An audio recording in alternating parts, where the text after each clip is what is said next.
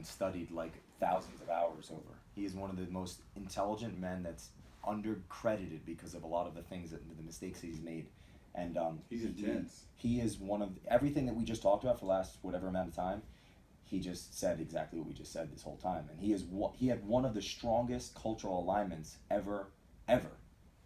Interesting. Yeah, 1,000 people worked for him and made an average of $1 million a year because he took these 22-year-olds and made them feel a part of something and trained them on how to be amazing, which was the straight line system, which is one of the highest level things I've ever seen in my life of communication. You know, we're making an interactive straight line system on Lightspeed. You should, because Jordan Belfort's stuff is some of the best stuff I've ever, the literature I've ever. Well, when that gets released, like there's a video I did where I said, dude, you're pretty serious, huh? He said, yeah, well, if you said I was going to make $1 million, you know, maybe I'd be joking, but 100 million, I take shit seriously.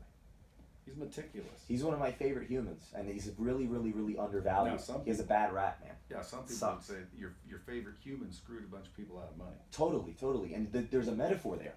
There's something we can learn there for redemption. What is it? Okay, you got a guy who was a young 20-something that sat in a collegiate class, wanting to be a dentist because his mother wanted him to be a dentist, and then he realized, oh, I can't make any money, and I'm not really a happy person, so I'm going to go out and make some money. He got in Wall Street, or it crashed, and then did the penny stocks. Stopped doing that because he felt bad about it, and that's what he said, not me, because he wrote his own books. He didn't use a writer. No, yeah, and then he wrote his book. And he found a niche. Which number on the book thing? Well, here's what I say about when people say, "Dude, you're putting Jordan on your stuff." He screwed people. Yeah, he also paid his price. I mean, like he's out. Like he's not wanted anymore. People make mistakes, man. People need second chances sometimes. And not only that, put yourself in his situation where you can make $40 million in a week. Would Jordan you do the same thing? Jordan showed. Because a lot of people say, "No, I wouldn't." That's because they're not in that position. Oh, I mean, there's so much psychological data to show that anyone would do that. Or not period. Anyone, but most, I would say. Yeah. Any human. It's called, look at the wars that happen in this world. Humans do things when they're under certain influences. Money and girls. But no, Jordan showed his character, Brad, in prison when he wrote that book. That's humility. That's redemption. Yeah, he's a good dude. Genuinely. I'm not with the crowd that says, hey, he screwed people. Listen, we make dumb mistakes when we're drunk on a Friday night. If he was on drugs for 10 years straight, dude, I'm no angel. I'll admit my mistakes, but it doesn't make me a bad dude now. I mean, when I was younger, dude, I didn't have the same ethics I do now. You have to, in my opinion, you have to learn some mistakes and start to realize that your actions actually cause other people problems. And then you grow up and hopefully you start to realize that you shouldn't do that. And then some people realize, or they never realize that, and they keep doing it. And I would argue that you asked questions as a young child was a catalyst to that. Sure. He's an inquisitive guy. And you were 17, you had a baby, and you're 19 to 24, you had bad credit, you turn it around because you asked questions and you reflected on yourself. And your life is a determinant of the questions that you ask. And the reason I'm bringing this up is because the cultural alignment of the organization starts with the character of the leader and leaders. So if we have a bad culture, does that mean I'm a bad dude? No, it's not about being bad or good, because morals is aside. It's about your ability to close that deal, meaning to go all the way. Like you might have the training in you to train, but if they're not feeling like you respect them because you're listening to them and there isn't systems set up like the team meeting, he just said it. He trained his people and he said it was the motivation and the knowledge. Everything that I've just said, Jordan Belfort is one of the people on the planet that did it and just doesn't get credit. The Ritz-Carlton's another one. The Chick-fil-A is another one. Alexander the Great was one of them. He read the books, and he conquered the known world and never lost a battle. And this is like not business and groups and organizations. They're all interrelated. It's like the same damn thing. You're just slapping money on it. So yes, it's up to you to get clear on that. I would bet that if you did a survey of all the people here talking to me for some reason, I would say that they would not say that I have this, deep consideration for what they're saying. Okay, and I agree with that. Only because, in most cases, I don't. Okay. And the reason I don't is because we're talking about business. We're talking about something that I know. So, like, if I was telling you, here's what you need to say to this person, or here's what you need to do, and then you wanted to talk, I'm not listening because 95% of the time, it's irrelevant and wrong. So how do I fix that to where I listen and wait for 15 minutes for you to finish, and then tell you you're wrong. Or You use the same thing Grant talks about. You agree, you empathize, and you ask a question. See, this is where leadership screws up.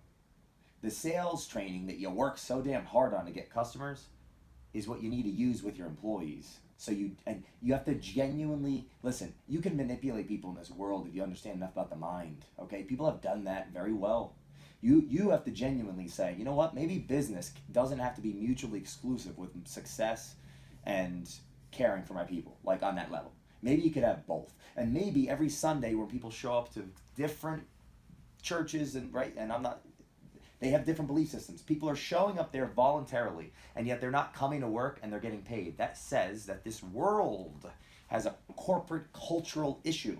And it all stems from facts. I'm just a conduit of the facts. I've just invested my entire life in studying this, right? The last 4 years, every day, all day, and before that, I mean, shit. So we don't know, we don't know. And if we don't know, we don't know, we won't believe. We don't believe, we won't learn. If we don't learn, we can't do. So there's a gap there. And that's where I have to work with. It's a very complex conversation. For people listening to this conversation alone might change their whole life because they'll have new thoughts. They'll be asking themselves new questions New like you did. perspective. Yes, and that's what life's about, man. And then they can go out and accomplish these tacit skills. Yeah, so my advice also would be to read and listen to podcasts and take that time in your day, and then also get around people, like they say, right, that are doing it and do it with them. Because you need both. What if people are doing it in spite of themselves? What do you mean? Like I'm apparently winning in spite of the culture. The blind leading the blind, yeah. Well, this is the thing. If you don't give up, I quoted you today. I love your quote. It said, don't start something you're going to quit. I'll die. I was here with Anthony yesterday. Lolly, I got his respect, and we're friends because I told him I would die for what I'm doing, man. You're either going to be work on me or we're just not going to do anything. That was like 8 months ago when we've done events together.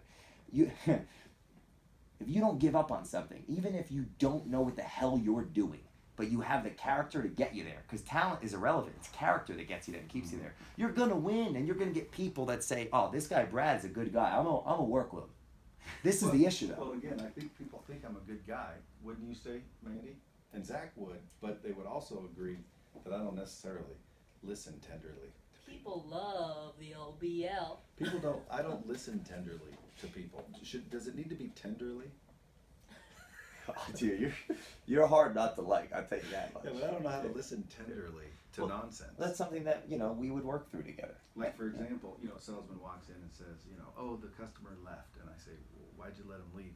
Because let's say the policy is you don't let them leave. I'm talking about not here. Lightspeed people come and go. There's a long sales cycle here, but in certain sales arenas, you don't let the customer leave until someone else talks to them.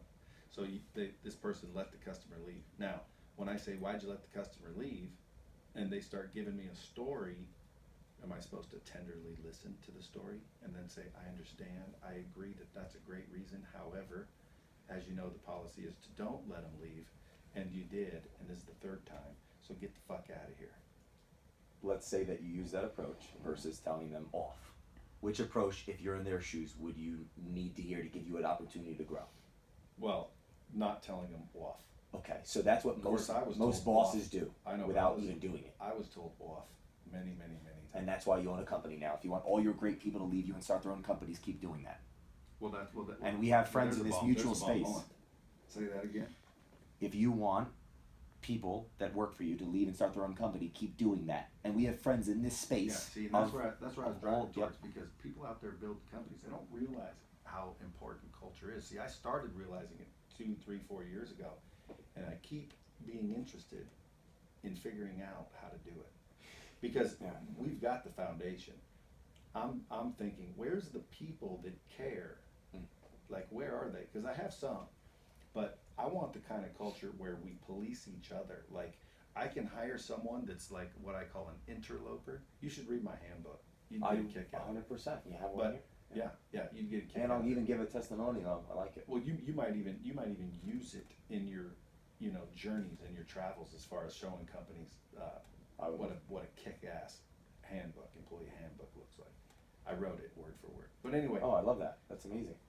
I want a culture where people identify interlopers In that handbook, and handle it for me, because what I want to do is walk around and high five everybody. I don't want to be a disciplinarian. I don't want to be anybody other than, when I walk around, I make people feel good. But I find myself being having to be the guy that walks around holding everyone accountable, and that deep down, I don't like it. Like, I don't like being a dick, and when you make me be a dick, it makes me be a dick. So this is amazing. And don't feel bad about this. This is a cog in everyone's wheel, metaphorically speaking, in leadership. There's components in the organization that are missing that's causing that to happen. And part of them is that employee handbook. That's your foundation for how Jordan went and trained everybody. Mm-hmm. That's one of the 50 common denominators of building a cult-like following. And I use that word purposefully. Well, money also helps. That's not on that list, by the way. But he trained people. Yeah, it started with to win and succeed with sales and high fives and ringing the bell, and it was exciting, and you got paid a lot of money. That helps. It's harder to build a culture where they're not winning because it's a hard job. Like, how do you get someone excited to answer the phone? That's a great question, and it comes back to not what's the word? I don't know, I lost the word. Not speculation, but hundreds of years of empirical data on how our minds work. That I'll give you an example. This is a good one. In 1776, a bunch of guys got together and declared a vision for a new company, a new country. Mm-hmm. They had less resources, less men, and they put it all on the line to kick out their manager, William Penn, who inherited Pennsylvania at 37. That was Billy. We called him Billy. Billy, there you go. So they risked it all because scientifically, we don't fundamentally care for that. That's just gets us to something. Mm-hmm. It gets us to something.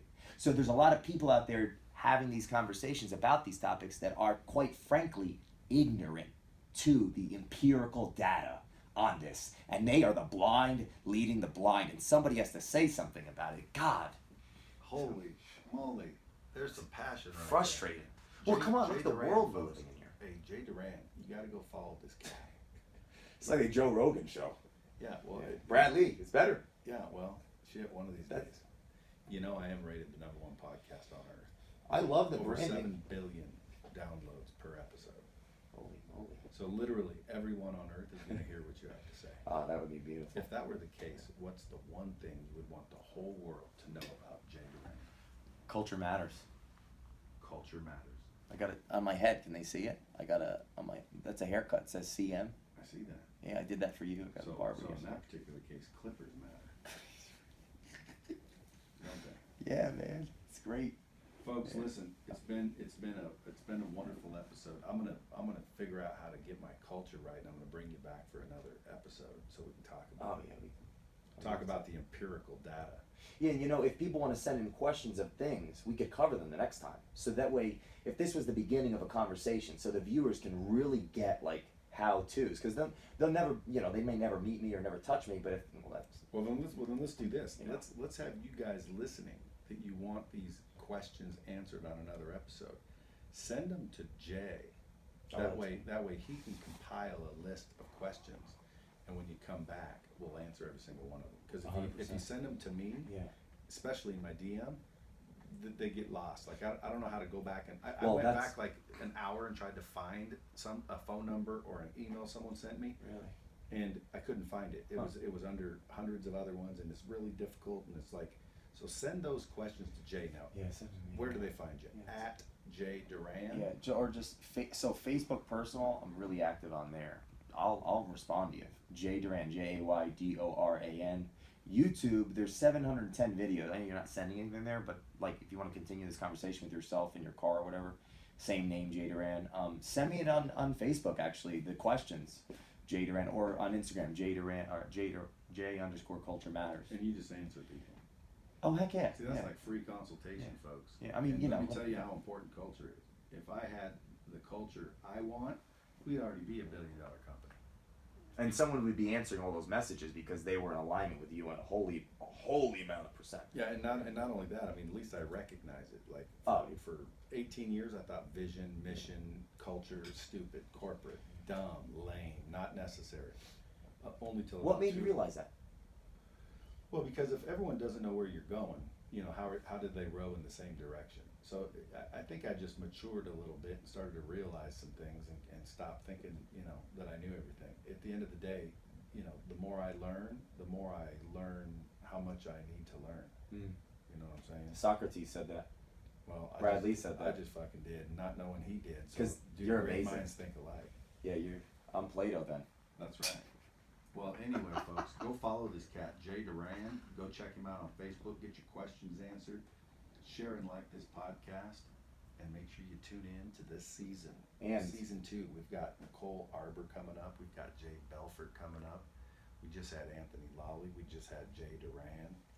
We're going to have a number of badass guests, and we're going to bring the knowledge from the people who have it to the people who need it. Stay tuned, and peace out.